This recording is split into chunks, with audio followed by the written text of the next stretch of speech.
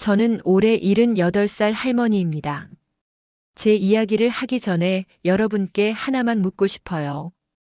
여러분은 듣고 싶지 않았던 진실을 우연히 알게 된 적이 있나요? 그것도 가장 사랑하는 사람에 대한 진실을요. 저는 그날 제 보청기를 잃어버린 덕분에, 아니, 잃어버렸기 때문에 모든 걸 알게 됐습니다. 이 이야기는 제가 죽을 때까지 가슴에 묻어둘 생각이었어요. 하지만 요즘 밤마다 그 순간들이 떠올라 잠을 이룰 수가 없더군요. 그래서 이렇게 털어놓습니다. 누군가는 제 이야기를 들어줬으면 해서요. 제 이름은 박미자입니다. 남편 김영수와 결혼한 지 올해로 55년째예요. 슬아의 아들 하나, 딸 하나를 뒀고 손주만 셋입니다.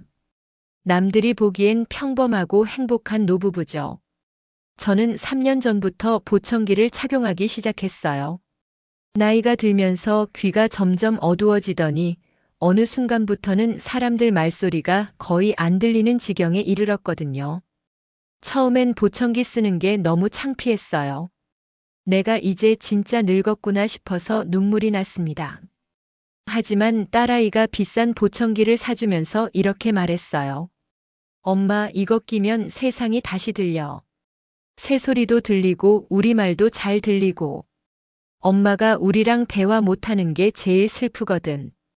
그 말에 마음이 녹아서 결국 보청기를 끼기 시작했죠. 신기하게도 딸아이 말이 맞았어요. 정말 세상이 다시 들렸습니다. 바람소리, 빗소리, TV 소리, 손주들 웃음소리까지. 그동안 제가 얼마나 많은 소리를 놓치고 살았는지 그제야 깨달았어요. 보청기는 제 삶의 일부가 됐습니다. 아침에 일어나면 제일 먼저 보청기를 귀에 끼고 밤에 자기 전에 제일 마지막으로 빼서 충전기에 꽂아두곤 했죠. 그런데 그날 모든 게 달라졌습니다. 작년 가을이었어요. 딸아이가 저희 집에 놀러 왔어요. 손주 둘을 데리고요. 아이들이 집 안을 뛰어다니며 까르르 웃는 소리가 집 안 가득했습니다. 저는 부엌에서 아이들 간식을 준비하고 있었고요. 그때였어요. 손주 중 막내인 지우가 제 방으로 달려 들어갔다 나왔어요. 그런데 제 보청기를 가지고 놀고 있는 거예요. 할머니, 이게 뭐야? 로봇 귀? 아이고, 지우야. 그거 할머니 귀야. 주겠니? 저는 황급히 다가가서 보청기를 받으려 했어요. 그런데 지우가 장난스럽게 도망가더니 그만 거실 소파 밑으로 보청기를 굴려버린 겁니다. 어머, 지우야. 저는 무릎을 꿇고 소파 밑을 더듬었지만 보청기가 보이지 않았어요. 소파가 너무 무거워서 혼자서는 옮길 수도 없었고요. 딸아이가 미안해하며 말했어요. 엄마, 죄송해요. 제가 나중에 아빠 오시면 소파 옮겨서 찾아드릴게요. 일단 예비용 보청기 있잖아요. 그거 쓰세요. 저는 예비 보청기를 꺼내 끼려고 했는데 이게 웬일인가요? 배터리가 완전히 나간 거예요. 어머, 이것도 안 되네. 엄마, 충전해 놓으세요. 저희는 일단 먼저 갈게요. 아빠한테 소파 옮겨달라고 전해주세요. 딸은 그렇게 아이들을 데리고 급하게 나가버렸어요. 그날 오후 저는 보청기 없이 집에 혼자 남겨졌습니다. 세상이 다시 조용해졌어요. 아니, 조용한 게 아니라 텅 비어버렸다는 표현이 맞겠네요. 마치 물속에 잠긴 것처럼 모든 소리가 멀고 흐릿했습니다. 영감이 퇴근하면 바로 소파 옮겨달라고 해야지. 저는 그렇게 생각하며 거실 소파에 앉아 TV를 켰어요. 물론 소리는 거의 안 들렸지만 자막이라도 보려고요. 그런데 그때 현관문이 열리는 소리가 희미하게 들렸어요. 벌써 영감이 왔나? 시계를 보니 아직 오후 4시. 남편이 오기엔 너무 이른 시간이었어요. 남편은 항상 6시쯤 들어왔거든요. 저는 고개를 돌려 현관 쪽을 봤습니다. 남편이 들어오고 있었어요. 그런데 혼자가 아니었습니다. 중년 여자가 함께 있었어요. 저는 깜짝 놀라서 자리에서 일어나려 했어요. 그런데 남편이 제 쪽을 보더니 손가락을 입에 갖다 대며 쉬타는 신용을 했습니다. 그리고는 그 여자에게 뭔가 속삭이더니 둘이 함께 남편 서재 쪽으로 걸어갔어요. 저는 어리둥절했습니다. 저 여자는 누구지? 왜 우리 집에 들어온 거야? 보청기가 없어서 남편이 뭐라고 말하는지 전혀 들을 수 없었어요. 그저 입만 움직이는 게 보일 뿐이었죠. 저는 가슴이 두근거리기 시작했어요. 뭔가 이상했거든요. 남편은 저를 거실에 두고 그 여자와 함께 서재로 들어갔습니다. 그리고 문을 닫았어요. 저는 그 자리에 얼어붙었습니다. 설마 그럴 리가 없어. 영감이 바람을 피운다고? 이른이 넘은 나이에? 하지만 제 머릿속은 온통 의심으로 가득 찼어요. 손이 떨렸습니다. 다리도 후들거렸고요. 저는 조심스럽게 서재 문 앞으로 다가갔어요. 문틈으로 안을 들여다봤습니다. 남편과 그 여자가 책상 앞에 나란히 앉아 있었어요. 남편은 서류 같은 걸 꺼내보고 있었고 여자는 그걸 함께 보며 고개를 끄덕이고 있었죠.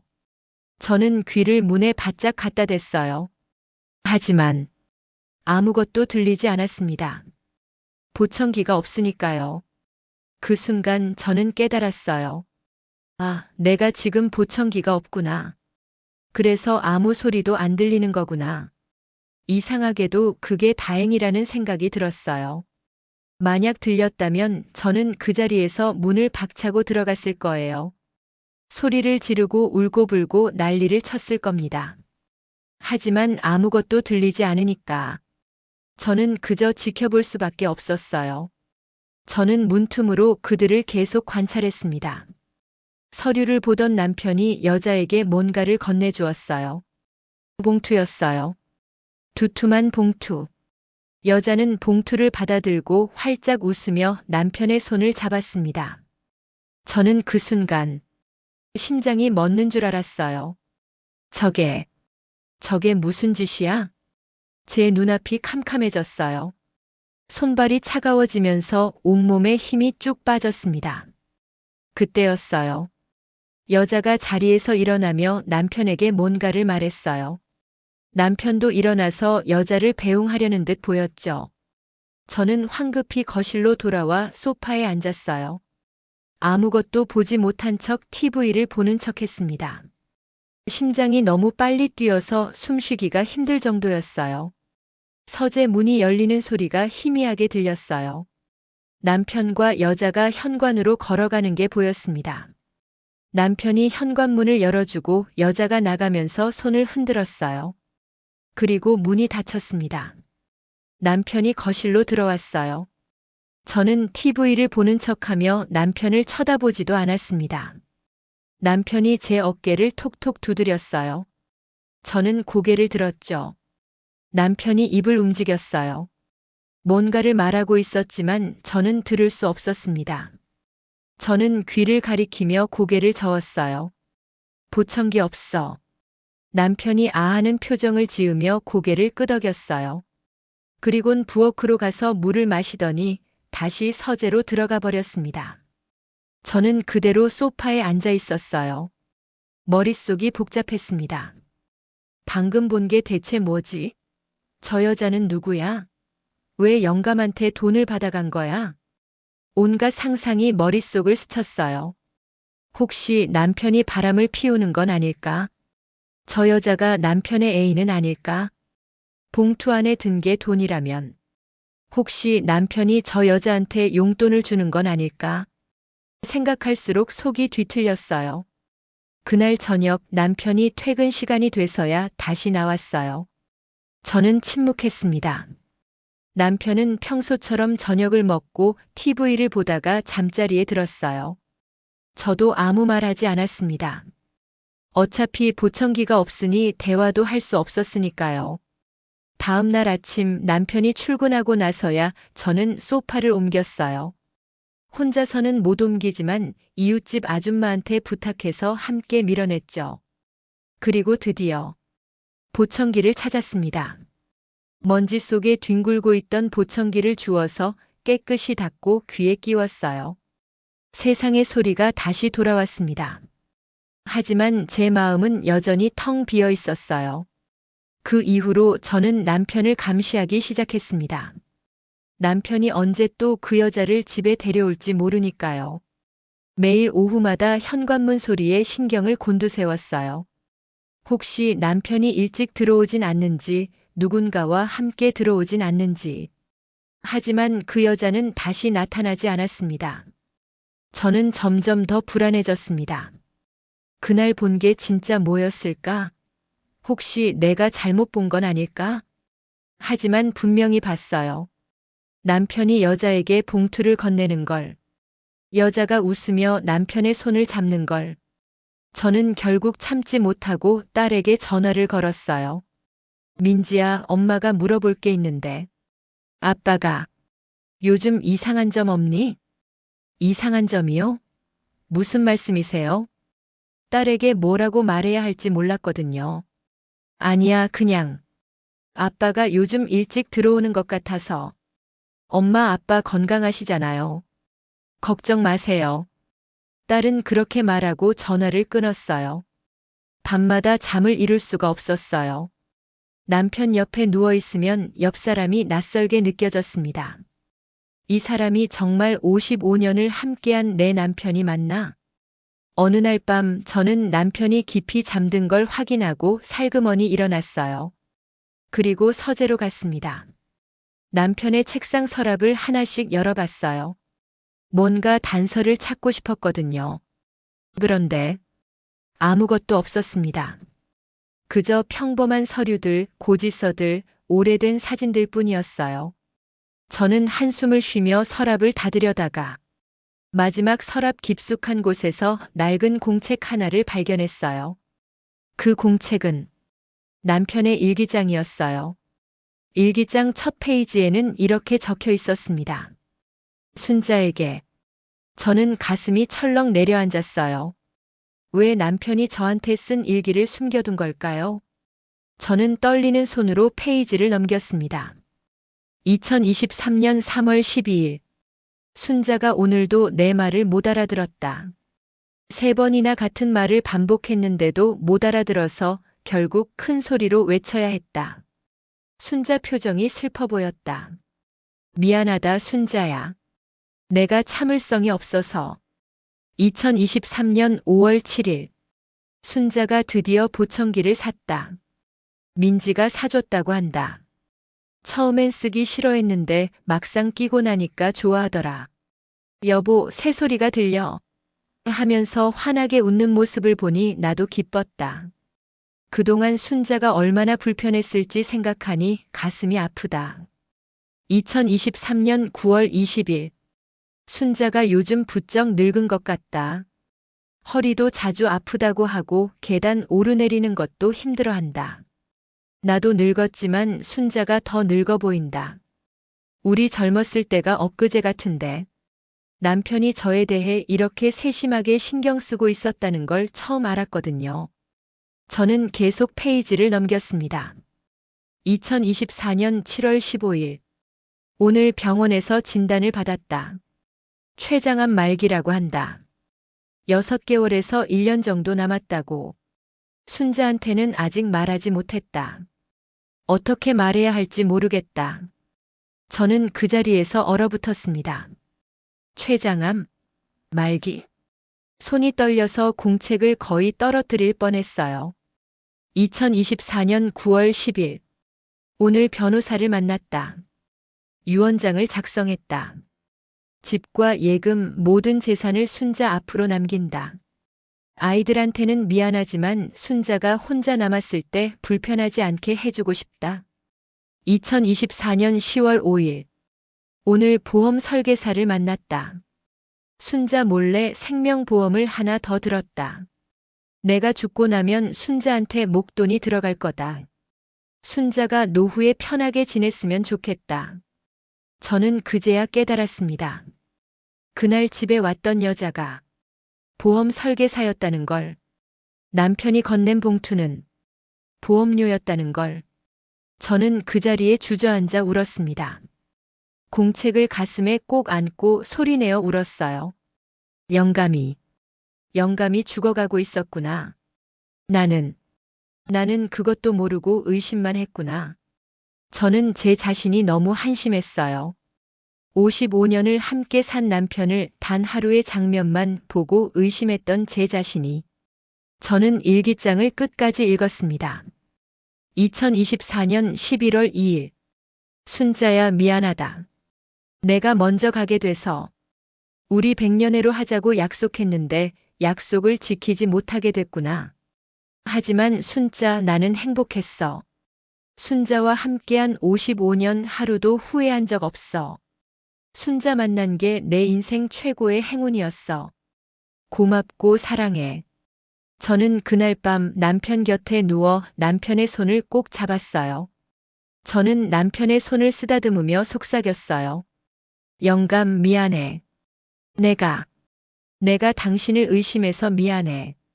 다음 날 아침 저는 남편에게 물었어요. 영감, 요즘 어디 아픈 데 없어? 남편은 고개를 저으며 웃었어요. 없어. 왜? 그냥. 혹시나 해서. 병원 가볼까? 괜찮아. 나 건강해. 저는 모른 척하기로 했습니다. 남편이 말하지 않는 이유를 알았으니까요. 남편은 제가 슬퍼하는 걸 보고 싶지 않았던 거예요. 그래서 저도 남편이 편하게 남은 시간을 보낼 수 있도록 모든 걸 모른 척했습니다. 그 이후로 저는 남편과 보내는 하루하루를 소중히 여겼어요. 아침에 일어나 남편 얼굴을 볼 때마다 오늘도 함께 있네 하고 감사했습니다. 남편이 밥을 먹을 때, TV를 볼 때, 산책을 할 때 그 모든 순간이 소중했어요. 저는 남편 몰래 울었어요. 남편이 잠든 뒤 화장실에 가서 소리 죽여 울었습니다. 석 달 후 남편은 쓰러졌습니다.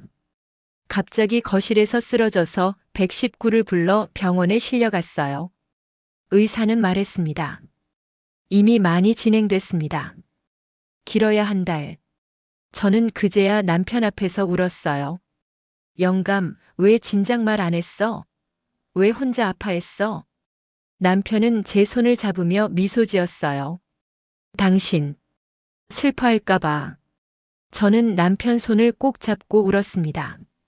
남편은 보름 후에 세상을 떠났습니다. 장례식장에는 많은 사람이 왔어요. 아들, 딸, 손주들, 친척들, 친구들. 모두가 저를 위로했지만 저는 아무것도 들리지 않았어요.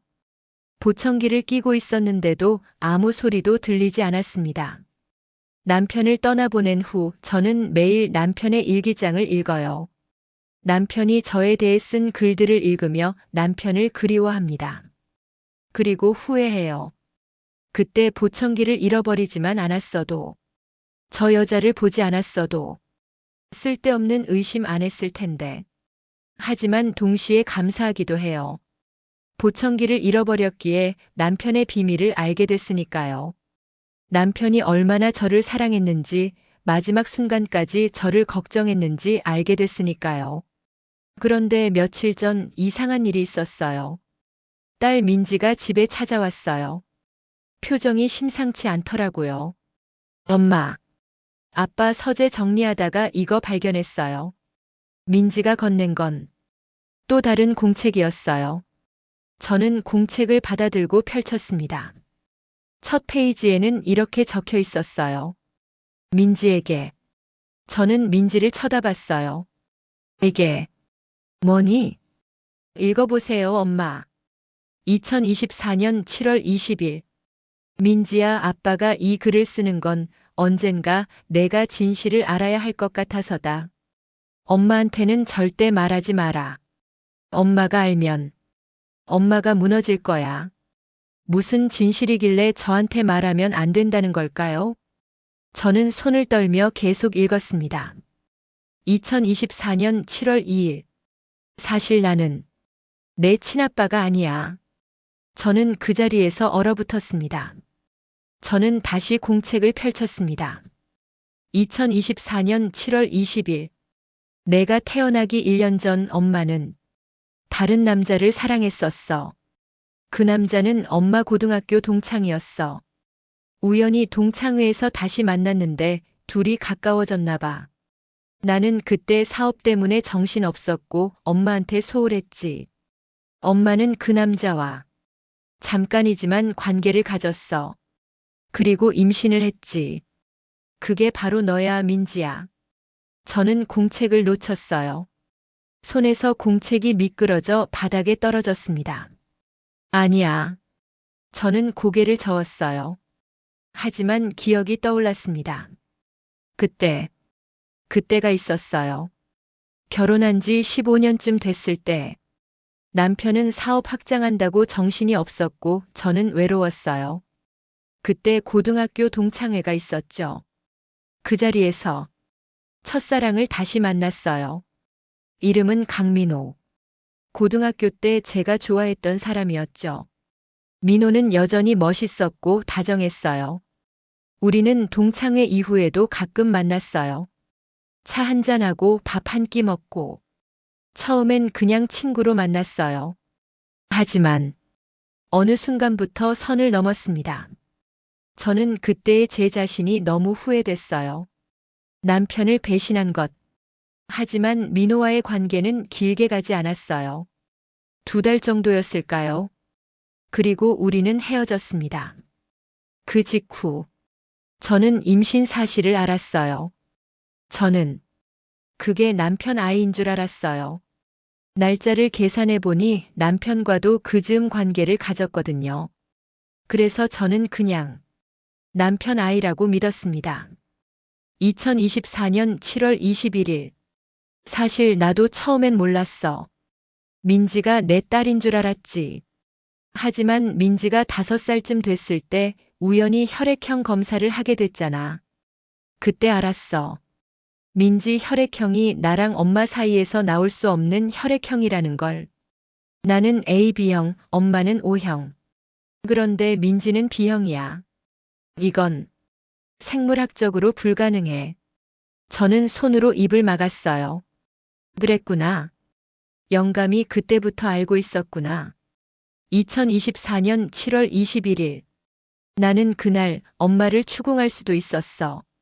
다그쳐 물어볼 수도 있었지. 하지만 하지 않았어. 왜냐면 민지를 보는 순간 이미 내 딸이 돼 있었거든. 혈액형이 뭐가 중요해. 민지는 이미 내 딸이었어. 그리고 무엇보다 엄마를 사랑했으니까. 엄마가 실수했다는 걸 알았어. 엄마가 외로웠다는 것도 알았어. 그건 내 잘못이기도 했으니까. 그래서 나는 평생 모른 척하기로 했어. 민지한테도 엄마한테도 누구한테도 말하지 않았어. 저는 소리내어 울었습니다. 2024년 7월 22일. 민지야, 내가 이 글을 읽고 있다면 아빠는 이미 세상에 없을 거야. 아빠가 이 글을 남기는 이유는 내가 훗날 유전병이나 건강 문제로 혈액형을 확인하게 될 수도 있을 것 같아서야. 그때 내가 혼란스러워하지 않도록 미리 진실을 알려주고 싶었어. 2024년 7월 22일. 그리고 엄마한테는 절대 이 사실을 말하지 마라. 엄마는 모르고 있어. 엄마는 내가 자기 남편, 그러니까 나랑 엄마 사이에서 태어난 딸이라고 믿고 있어. 그리고 그게 맞아. 너는 우리 딸이니까. 엄마는 이미 충분히 좋은 엄마였어. 좋은 아내였어. 그 짧은 실수 하나로 평생을 괴로워하게 하고 싶지 않아. 그러니까 민지야, 제발. 엄마한테는 말하지 마라. 이건 우리만 아는 비밀로 남겨두자. 2024년 7월 23일. 민지야, 아빠가 너한테 마지막으로 해주고 싶은 말이 있어. 아빠는 행복했어. 너를 키우면서 내가 자라는 걸 보면서 정말 행복했어. 내가 처음 걸음마를 했을 때, 처음 아빠라고 불렀을 때, 학교에 입학했을 때, 대학에 합격했을 때, 결혼했을 때. 모든 순간이 행복했어. 너는 아빠의 자랑이야. 아빠의 보물이야. 그리고 엄마를 부탁해. 엄마 혼자 남으면 많이 외로워할 거야. 자주 찾아가주고 엄마 곁에 있어줘. 사랑한다, 민지야. 아빠의 딸이 돼줘서 고마워. 공책이 거기서 끝났어요. 저는 공책을 가슴에 안고 울었습니다. 영감. 미안해. 정말 미안해. 저는 그날 밤 남편의 두 공책을 모두 읽었어요. 하나는 저에게 쓴 일기, 하나는 딸에게 쓴 편지. 두 공책 모두 사랑으로 가득했습니다.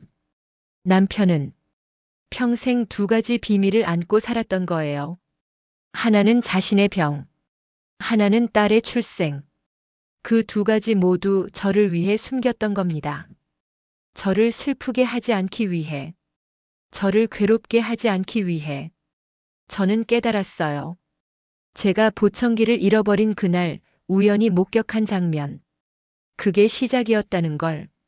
만약 제가 보청기를 잃어버리지 않았다면, 만약 그날 그 여자와 남편의 대화를 들었다면, 저는 남편이 보험 설계사를 만나고 있다는 걸 바로 알았을 거예요.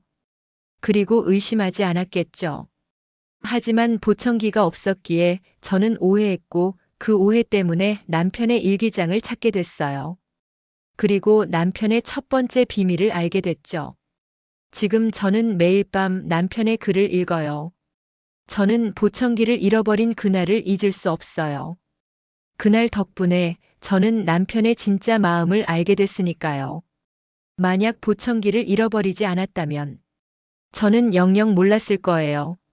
남편이 얼마나 저를 사랑했는지, 남편이 얼마나 저를 위해 희생했는지.